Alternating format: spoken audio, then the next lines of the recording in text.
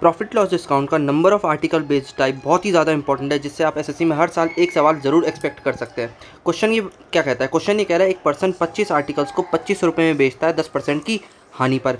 कितने आर्टिकल्स को उसे 2400 में बेचने चाहिए जिससे 20% का लाभ प्राप्त हो? सीजीएल प्री 2021 का ये बहुत ही इंटरेस्टिंग सवाल है। एक चीज़ आप कॉमन सेंस वाली बात है, अगर आप सेलिंग प्राइस को सेलिंग प्राइस से ही भाग दे दोगे तो हमेशा 1 आएगा।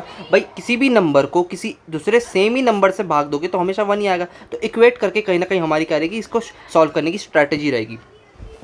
एक आर्टिकल का कॉस्ट प्राइस मान लेता हूँ मैं सीपी रुपीज़ है, तो 25 आर्टिकल्स का कॉस्ट प्राइस कितनी हो जाएगा? सीपी गुणा 25। इतने रुपए के आर्टिकल्स को कितने रुपए पे बेचता है? 10% की हानि पे बेचता है, मतलब इस कॉस्ट प्राइस के 90% में बेचता है। इसी की वैल्यू हमें 2500 रुपये दे रखी है। जब इस 2500 को मैं लेफ्ट हैंड साइड ले आऊँगा तो इसको भाग दे के अब मेरा कितना आ जाएगा? 2500 को मैं 2500 से ही भाग दे दूंगा तो 1 आ जाएगा। दूसरी चीज़ क्या कह रही है? दूसरी चीज़ ये कह रही है कि उसको उसी सीपी रुपये पर आर्टिकल को कितने आर्टिकल बेचने चाहिए जिससे इस पर कितने का प्रॉफिट हो? 20% का प्रॉफिट हो। तो कितने रुपये में बेच रहा होगा? इस कॉस्ट प्राइस के 120% में। इसी की वैल्यू 2400 दी होगी, मैं भाग दे दूंगा तो 2400 से भाग दे दूँगी, ये भी 1।